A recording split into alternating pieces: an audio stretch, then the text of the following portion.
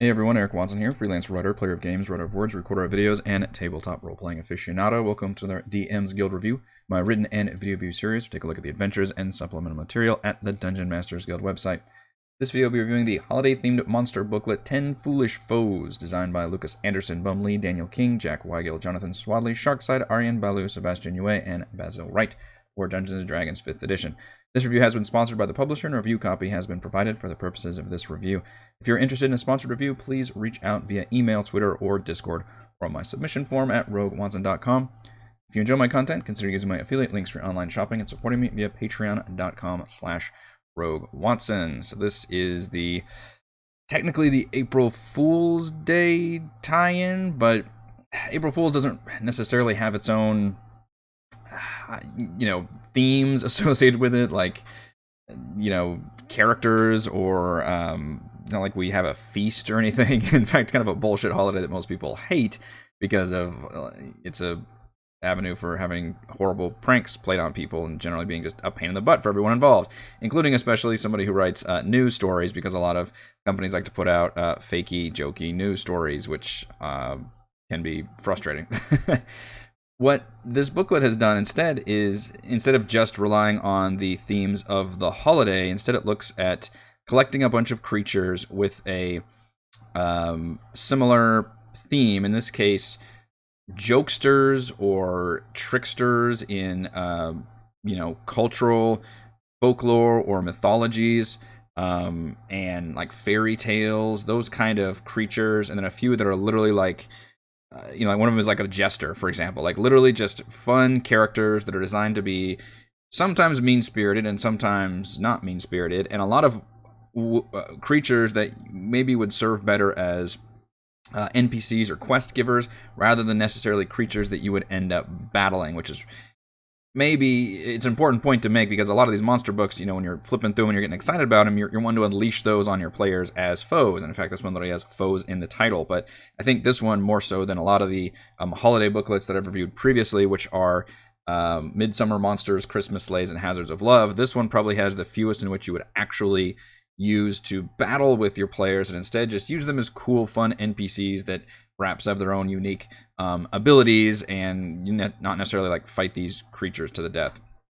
But we still get the nice original art, the multiple adventure hooks for all the creatures, and just very well done, interesting stat blocks. It's we don't get a whole lot of creatures here. All these booklets only include 10 each. A few more variant stat blocks for different sizes and things, and the dragons come in juvenile and adult and ancient, but a really good attention to detail when it comes to all these creatures. So for Foolish Foes, a lot of them are, as I mentioned, cultural, legendary creatures from our real world. So the Anansi is a figure out of African tradition and folklore, like a spinner of tales. I swear I've seen this exact figure used before, but as more of like a monstrous spider type creature. But in fact, it's just somebody who in folk tales a lot of times can trick enemies due to their own like wit and intelligence, which is a lot of good folk tales do that for sure. And in this case, it's represented by the fact that he's got a lot of druid spells and a lot of spells that allow him to like teleport around or change his shape, or do these kind of unique reactions of creating like decoys and all that. Also includes just straight up magic equipment such as a horn of blasting and a bag of tricks, which I'm perfectly fine with a lot of stat blocks just saying, hey, this figure has these unique items, and it's convenient they're already in the Dungeon Master's guides when you have to explain them to you, although he does have one called the Gourd of Imprisonment. And that's something that's true of a lot of these stat blocks, and this one especially is some magic items. I really appreciate the further reading, by the way, for any figure that we might not know more about. The average person might not realize the references to them. We get that for this figure and for the Monkey King, which is one that I recognize more often because it's, again, also used in things like MOBAs, especially, like where they just draw from famous mythological characters. In this case, the Monkey King, Sun Wukong. I think Loki probably could have used a further reading too, even though Loki is obviously even more famous, partially because of the Marvel Cinematic Universe now, but just obviously the Norse god of tricksterness. It would have been fun to have that further reading section for all of these different figures, but I appreciate it, at least in two of them. Loki, of course, can have all these crazy shape-changing abilities. I like the fact that he can literally shape-change as a legendary action and as part of his regular stat block. And it includes some interesting tactics where it says, hey, because he can shape-change so much, I mean, CR24 already, and he can shape-change into anything up to CR15, he could do things like morph into a dragon, use the fire breath, morph into a different dragon, use a different kind of fire breath, don't have to rely on the recharge abilities so much. So that would be a very potentially devastatingly powerful creature, and probably a complete nightmare to run as a DM, but one that would be a really fun, unique battle for players to face. And maybe one of the few that you would actually want to unleash on the players, because then you've got characters like the Fool, which is literally just a jester. It's just a regular humanoid. It does have some cool modifications where if you wanted to, you could make him more of a magical, supernatural figure where he's got like true sight and has higher level spells, or you could even pull that back and just have it be a particularly insightful person, and he just is essentially a mid-level bard with vicious mockery and just bard spells and things. So interesting kind of ability to change that around a bit. Frog Prince probably has some of the more interesting abilities, because I was reading through this, and not only does he have Poisonous Skin, which does a ton of damage. CR12, first of all, makes him pretty much a good boss character for a lot. He does not have legendary actions, but he does damage if anybody attacks him for the first time, 4d10 poison damage, which is a bunch on a DC 16 save. He also can do 2 bash attacks and a tongue lash attack, which are all like +9 to hit, doing a ton of damage, average damage. It's really a kind of overtuned character, almost 200 hit points. And if he succeeds on his tongue lash attack, then he can also use a kiss attack, which it's getting a little dicey right there, but it's the classic, Frog Prince, you kiss me, he turns into a human. Well, in this case, the curse is kind of reversed, where he's been cursed, and if he kisses other people, then they're polymorphed into a frog. The ability for an enemy to polymorph other characters into creatures as just part of one of its many things it can do is astounding and would make for another really interesting fight. And the problem is always, when you've got a party fighting one single creature, how do you balance that action economy? And a lot of times it's legendary actions or minions. And in this case, he doesn't have either of those, but his multi-attack actions give him so many options that would make that really, really fun. And the fact that he can just damage people who damage him because of his poisonous skin. So I thought battle-wise, stat block-wise, he was actually pretty impressive. And the adventure hooks are a really good example of what these kind of books offer, which is, they don't just have the same thing over and over, like, hey, you encounter this creature here, encounter this creature here. Instead, it could be you're summoned by the king who says, oh, my son's been cursed, can you please free him? And then you get there and the son has just disappeared and wreaking havoc in town. You have to chase him down and try to reverse the curse. Or it could be that you don't know what's going on. You just see a part of the city is becoming really disgusting and nasty, and you go into the sewers and you find it's the lair of a frog prince. And maybe you learn the story, or maybe it's just a feral, monstrous creature. Or the third adventure hook, which is, of course, the Frog Prince himself gives you the quest to, hey, please go to this witch who cursed me and take her out and free me. But then as you journey through this adventure, you learn that he's a total asshole and he probably deserved all of this, and maybe you hear the witch's side of the story. Those are all 3 very different adventure hooks that can completely change how you're going to interact with this character. And that's true of really all of these creatures. I'm always a huge thumbs up on how well these adventure hooks are done. They're not just simple bullet points. They are full-on like paragraphs of interesting ideas with which to utilize these creatures, which is a huge plus. Other ones I can highlight, the paper tiger, just a cool idea for an origami creature. I guess I'm not sure it fits the theme of a jokey creature necessarily, but I just thought it was a neat idea for a creature, and it's a very low level, and it just does like automatic slashing damage if you're near it, because it's just sharp like paper. It's got a lot of weaknesses, so aversion to fire, and it can be waterlogged from water, but it can transform into just a piece of paper, and if somebody gets near it, it can kind of trap them by literally enveloping them and just doing slashing damage. So really interesting take on a fairly weak low level. It's only CR half creature.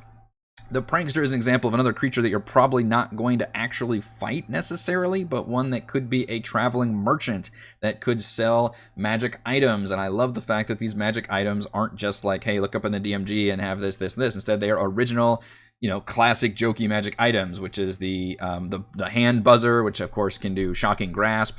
The whoopee cushion, which I will argue with the designers here. It says the whoopee cushion, essentially you throw it and somebody who steps on it casts the stinking cloud spell.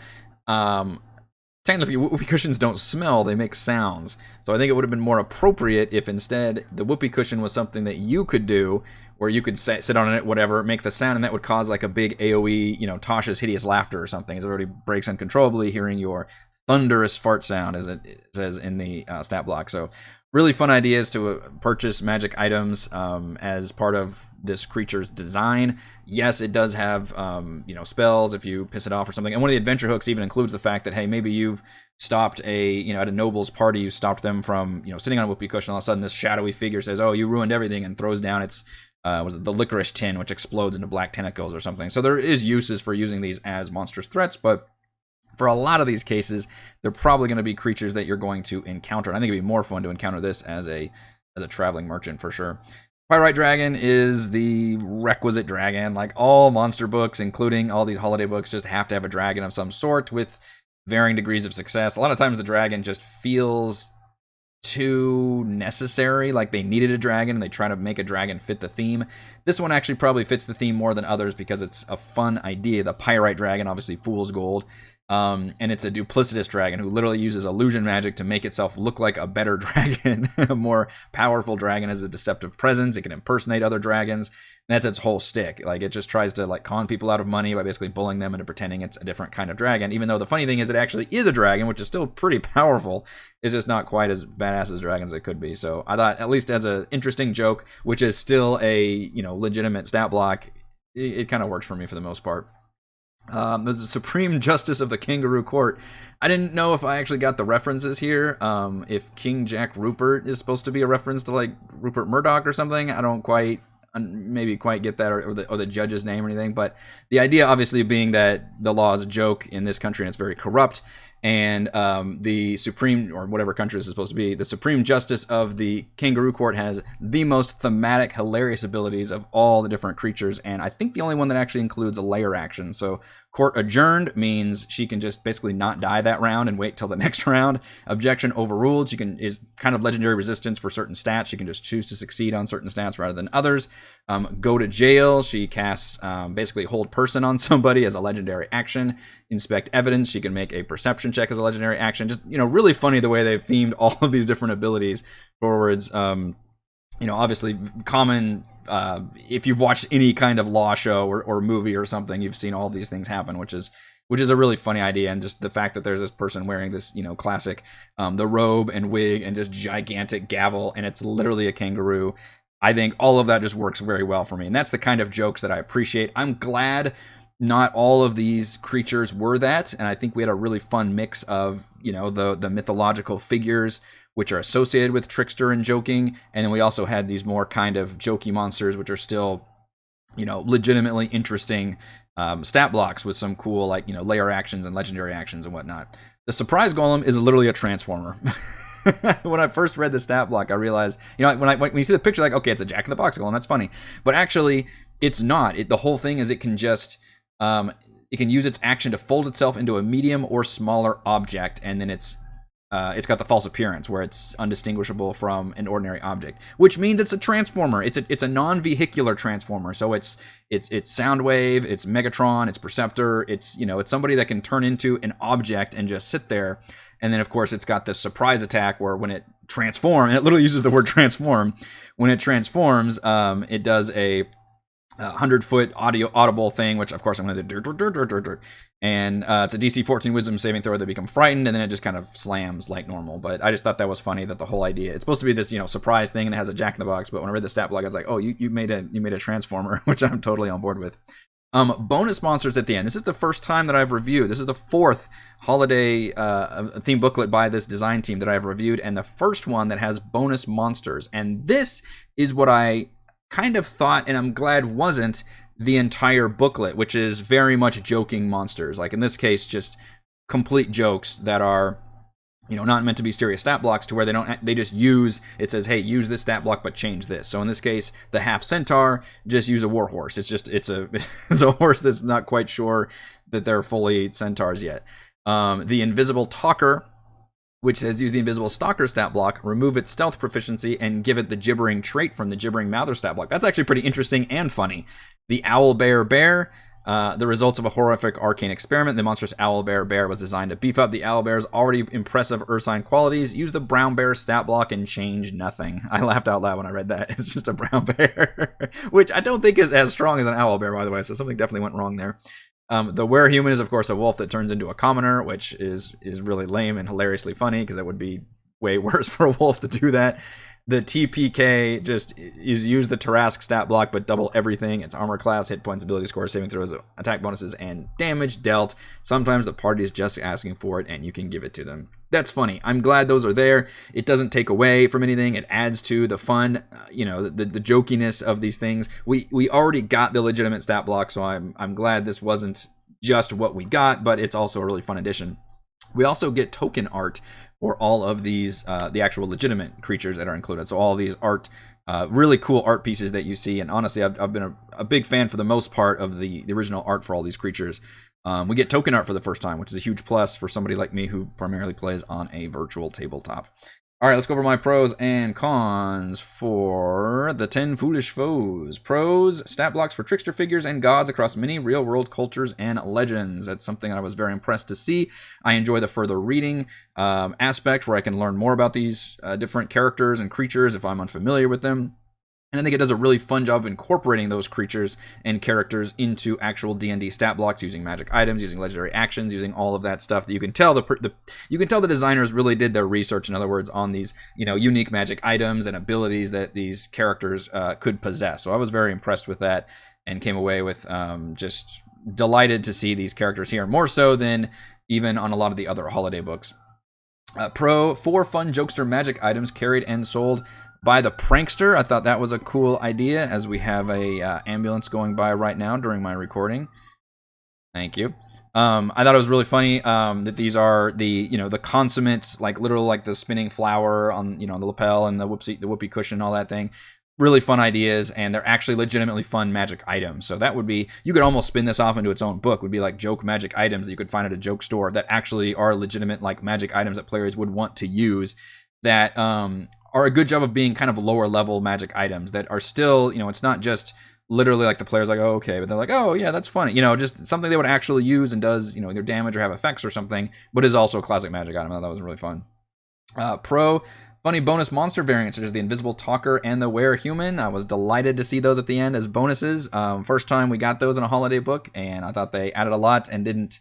I'm glad we didn't focus just purely on those. We got these more interesting creatures first, but they were legitimately funny jokes. I enjoyed that a lot. The Invisible Talker and the what's the other one? The Owl Bear made me laugh out loud. And pro, token art for each monster. Huge plus there. Somebody who plays on a virtual tabletop. I love getting tokens, and I really like this artwork. Probably one of my favorites, maybe even my favorite of the 4 in terms of the original art for all these characters and creatures. Very, very fun. Cons, none.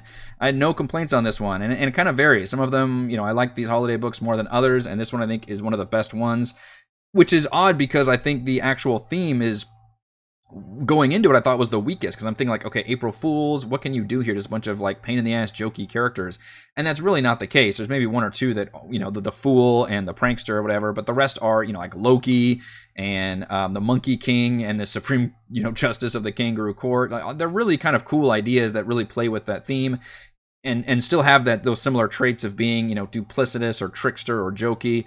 But also very interesting, legitimately interesting stat blocks that you would want to use. If not maybe as a foe, then at least as somebody your players can meet along the way or be a potential, quest-giving character. Final verdict, instead of solely relying on joke monsters, 10 Foolish Foes explores cultural legends and trickster gods, most of who would be more interested in talking than fighting. Thank you for everyone for watching this video review. You can see my written review at roguewatson.com. You can watch more reviews and follow our own D&D adventures here on my YouTube channel, and you can support my work at patreon.com/roguewatson. Thank you.